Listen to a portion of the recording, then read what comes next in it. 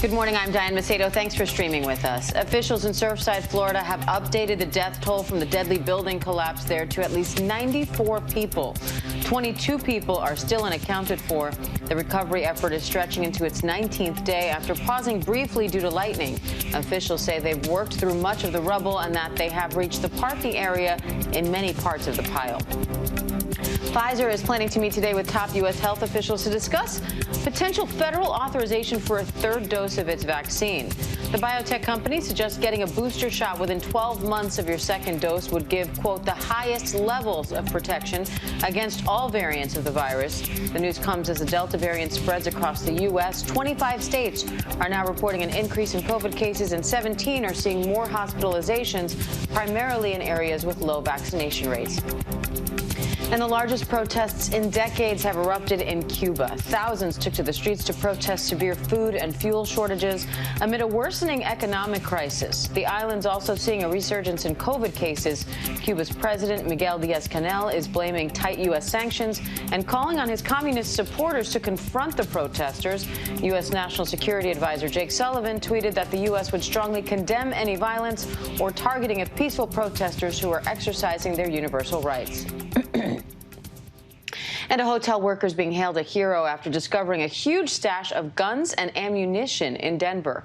Authorities arrested 4 people, seizing more than a dozen long guns, body armor, and 1,000 rounds of ammo at this upscale hotel located in the heart of downtown Denver. It's just a block from Coors Field, where the All-Star baseball game is set to be held tomorrow night.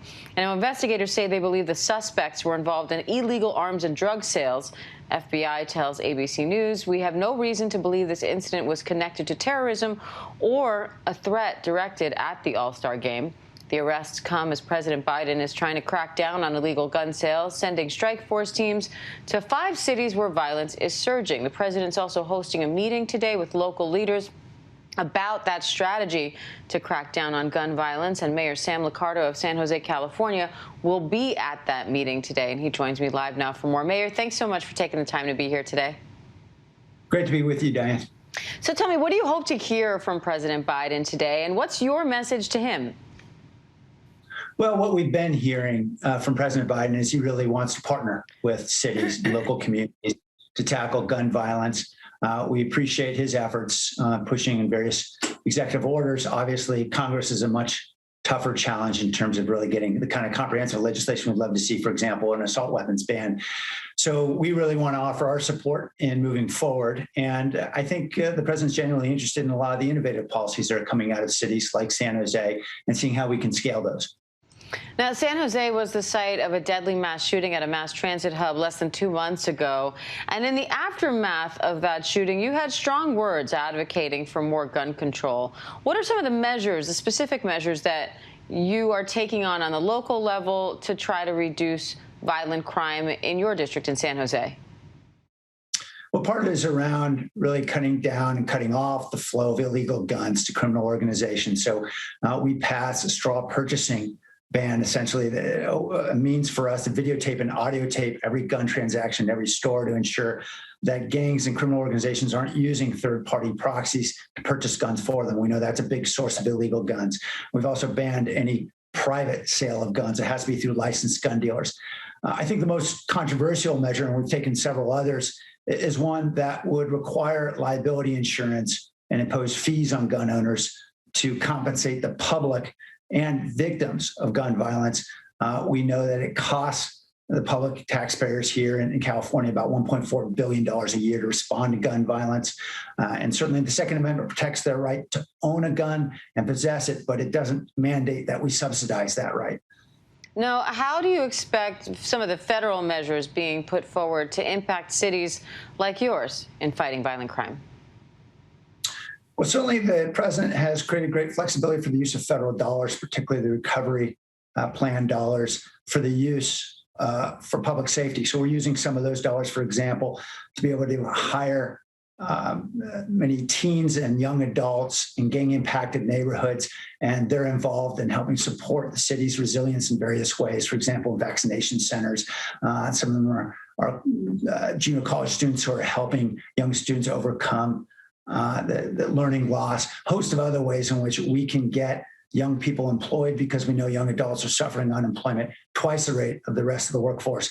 And particularly in gang impacted and high crime neighborhoods, that's critical for us to get folks employed. We're also, expanding walking patrols in high crime neighborhoods with some of that money. And we're looking at how we can expand mental health response with federal dollars as well. And so I think a lot of cities like San Jose are looking for that partnership, and President Biden is creating the flexibility to use those federal dollars in those ways. And you talked about partnership. I know nearby in Oakland, violent crime has exploded. The police chief there calls it an epidemic. So what can local leaders do to help their neighboring communities and fight this together? Well, certainly we're all talking to each other, and fortunate to have a great relationship with Mayor Libby Schaaf in Oakland and Mayor London Breed in San Francisco. So we talk frequently about how we can work together. But this is where a federal partnership really matters. We know that the flow of guns moves across state lines, typically comes from states with very weak gun laws into states like California. And that's where the ATF and federal organizations can be very helpful. All right, San Jose Mayor Sam Liccardo, we appreciate your time today. Thank you. Great to be with you, Diane. And quick-thinking bystanders at a Michigan carnival rushed to the rescue as a ride full of passengers nearly tipped over. The company who puts on that carnival says they don't know what caused this malfunction yet. Eva Pilgrim has more. It's the horrifying moment this carnival ride swings out of control at a festival in Michigan. You've got to be kidding me. You can see the massive pendulum attraction holding nearly a dozen passengers, tipping back and forth. At one point, the base of the ride nearly lifting off the ground. Trevor Drew was on the ride. I've never seen anything like shake like that. I've been on that type of ride before, and I can tell it's like a lot more violent. It seems a little more shaky. The incident happening on an attraction called the Magic Carpet Ride at the annual National Cherry Festival in Traverse City. Festival goers rushing to the attraction, trying to hold it steady. Once it started moving like that and it looked like it was about to tip over, I was like, this is not happening. It was to the point where the base of it was like leaning way back, and I was like, that looks like it's about to like fall back into the river right now. It was just, I could not believe what I was seeing. So how can you be sure something like this won't happen at your local carnival this summer? The Consumer Product and Safety Commission technically oversees the safety of all portable rides which travel state to state. But it's up to each state to implement that oversight. Some states like California and New York require regular inspections, while others like Texas require yearly. According to safeparks.org, 9 states require no state oversight at all. According to the Michigan Department of Licensing and Regulatory Affairs, carnival rides in their state are inspected annually. Arnold Amusement says it inspects its rides every morning prior to operation. Diane? All right, Eva Pilgrim, thanks for that. And a Michigan mother and daughter are speaking out in an exclusive interview after the 16-year-old spent 78 days in juvenile detention. A judge ruled she violated her probation because she didn't finish her homework. When we come back, why that mother and daughter are calling this an injustice based on race. Stay with us.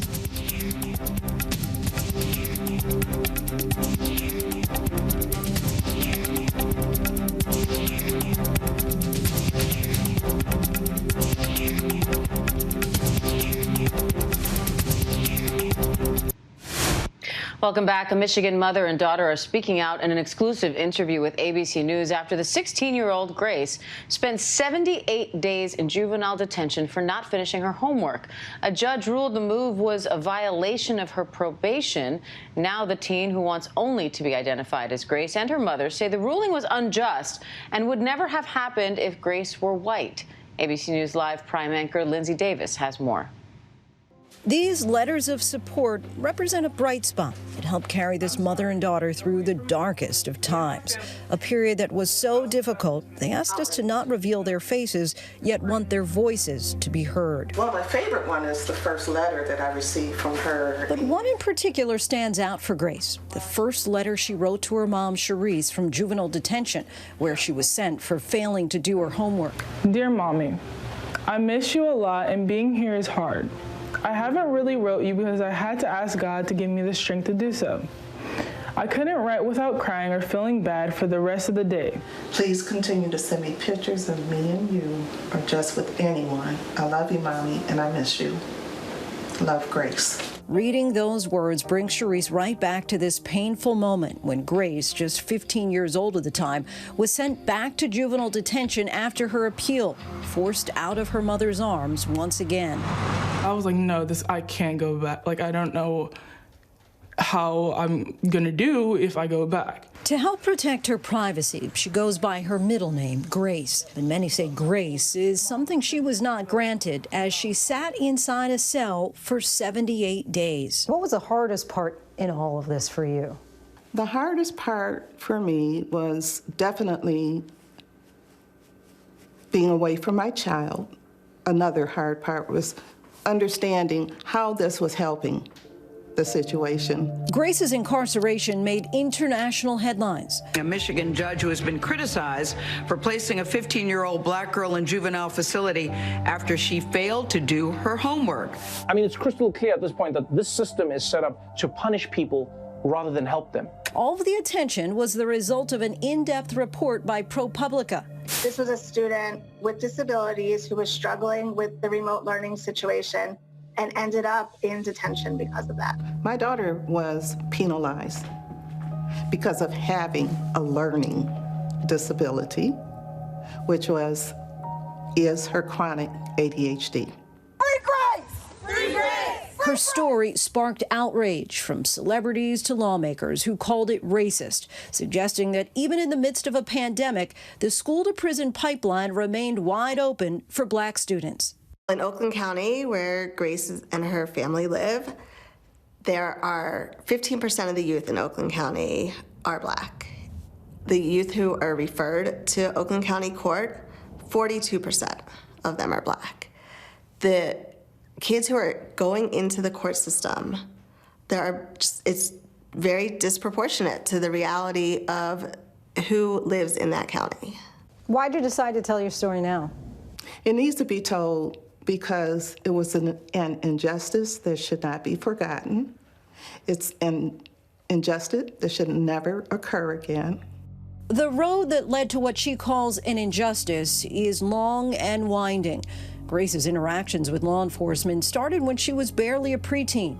And why did you decide that it was appropriate to get the police involved on a few occasions? I like to say to teach her a lesson, but with the aggression, the more I exercised control with her, the more she resented it. And in November of 2019, things escalated. Grace bit her mother's finger and pulled her hair after not being allowed to go to a friend's house. Weeks later, she stole a schoolmate's cell phone after her mother took hers away. But experts say this kind of behavior is not uncommon in teens. The kinds of behaviors that Grace exhibited are very normal of kids. Part of adolescence is testing the limits, and part of adolescence is not having the brain functioning to understand, gee, if I do that, it's going to get me in trouble. Grace was charged with assault and larceny for her actions. I knew that there were going to be consequences, but I didn't think it would go to the level that it did, obviously. Do you feel that things got to the level they did because you're black? Actually, I think that was a huge part of it. Some people are going to say, but if you're charged with assault and theft, how is that a racial issue? Yeah. You know, you're going to be punished if you're white or if you're black. If a white girl were to steal the phone and has the same history as me, same background, same everything, besides the fact that she's white, they would probably look at her and say, hey, you know, you're not brought up like this. But for me, I feel like it was more of a, oh, okay, well, this is what we expect from black people. Black girls are 4 times more likely than white girls to face suspension and expulsion, and are 5.3 times more likely to be transferred to an alternative school for disciplinary reasons. I don't think that Grace is very far off when she says that had she been a white girl, that the white adults in her life would have said, you know better than to do this. Don't do this. Grace was ultimately put on intensive probation in April of last year. One of the terms of the arrangement was to complete all of her school assignments. Your school goes online, start working virtually, and how was that transition for you? It was just overwhelming and kind of anxious. I was very anxious. She was set up to fail, in an environment where she wouldn't thrive. Grace was set up with a caseworker who Sharice believed would help keep her on track with her requirements. And you didn't get the help that you thought? No, I got a violation. That's what I got. Within days, the caseworker referred Grace to the court, recommending she be put in juvenile detention for the violation, according to ProPublica, which reviewed case documents. ABC News reached out to Oakland County Court's Family Division for comment and did not receive a response. As a result of the pandemic, Michigan's governor ordered juveniles be kept out of detention unless they posed a substantial and immediate safety risk to others. Grace was brought before Judge Mary Ellen Brennan on May 14th. Brennan called Grace a threat to the community. Do you feel that at any point you've been a threat to the community? No, because if we called every person who's taken something or every person who's got an argument with their mom a threat to the community, like, I'm pretty sure everybody would be a threat to the community. Brennan ordered the 15-year-old be taken into custody and sent to a county detention center called Children's Village. They never get any testimony from the school and or the teacher, anybody involved with her education. They get testimony from the probation officer, the prosecutor, and the judge makes her decision based on that testimony. Grace was handcuffed and immediately taken into custody. What was your reaction when you see your daughter, your only child, getting handcuffed to go behind bars? I was devastated. It still haunts me, having that visual of my child being taken away from me. Tell us about life inside the detention center. I remember walking in the first day, and I'm like crying, like hyperventilating almost, but yeah, sleeping in a room for 12 hours a day. That was really hard. With a locked door, 7 blankets, with no pillow. That was hard. Grace's mother, desperate to get her daughter back home, started making calls. One day last May, I got a call just on my cell phone and from a number I didn't recognize, and I answered it, and it was Grace's mom. When Grace's mom said, "My daughter is in detention because she didn't do her homework," I remember even like writing down on some scratch paper, like, detention, no homework, and I was like, it didn't sound right. By mid-July, ProPublica published Grace's story. It was attention that was beyond my expectations. We immediately started to receive phone calls from all over the country. We got calls from senators, we got calls from legislators in DC. It was amazing. I did not know that there would be a social media movement, a hashtag Free Grace, protests. A petition for Grace's release collected hundreds of thousands of signatures. High school students slept outside near the facility in protest. A grassroots organization led a 100-car caravan from Grace's school to the detention center. Amid mounting pressure, Judge Brennan agreed to a hearing on a motion to release Grace from detention less than 1 week after Jody's story went online. Counsel, how many times does she get to jump her mom before you think that she's a threat of harm to her mom? How many times?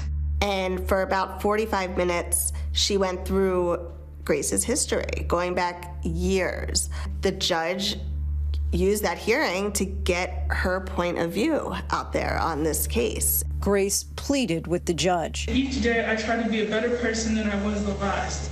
And I've been doing that since even before I was in this situation. And I'm getting behind in my actual schooling while here.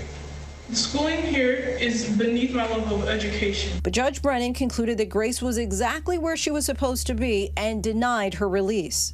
The goal is you and mom safe, healthy, happy in the home. We weren't going to sleep until Grace was released. Once the judge decided that she was not going to send Grace home, we knew we had to take the next step, which was to file a petition to the Court of Appeals. 11 days after that hearing, Michigan's Court of Appeals ordered Grace's immediate release. Now an honors student, Grace says she has a whole new perspective and a new hobby, taking pictures. But her greatest passion is speaking out about what she calls an injustice in the criminal justice system. I think it's important just overall to listen to kids and teens, and just, like I said, for the judges to allow the kid to speak and have a voice. She's even working with one of the advocacy organizations that fought for her release. Thank you, guys. Just last month, Governor Gretchen Whitmer signed an executive order to create a task force on juvenile justice reform. We have a lot of work to do to address juvenile justice in Michigan. Grace's situation was a complete and systemic failure of our juvenile justice system. Grace deserved better.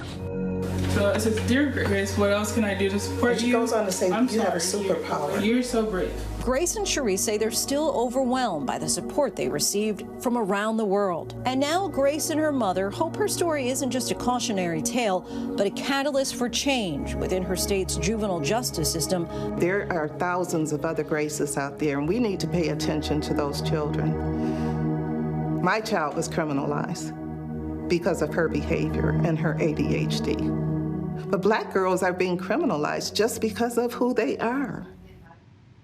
Our thanks to Lindsay Davis for that interview. And that does it for us. I'm Diane Macedo. Thanks for joining us. And remember, ABC News Live is here for you all day with the latest news, context, and analysis. I'll see you back here at 3 p.m. Eastern for The Breakdown. Stay safe. Have a great day. It is a milestone in American history. And today I'm delighted to announce that I will ask the Democratic Convention to nominate Geraldine Ferraro of New York to run with me for the White House.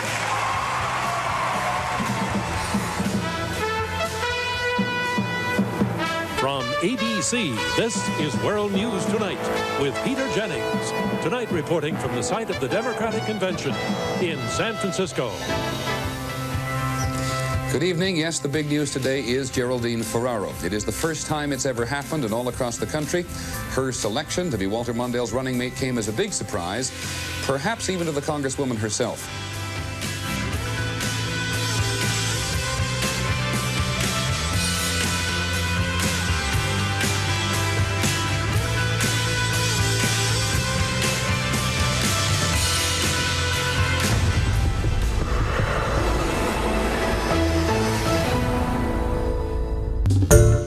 Hi everyone, George Stephanopoulos here. Thanks for checking out the ABC News YouTube channel. If you'd like to get more videos, show highlights, and watch live event coverage, click on the right over here to subscribe to our channel, and don't forget to download the ABC News app for breaking news alerts. Thanks for watching.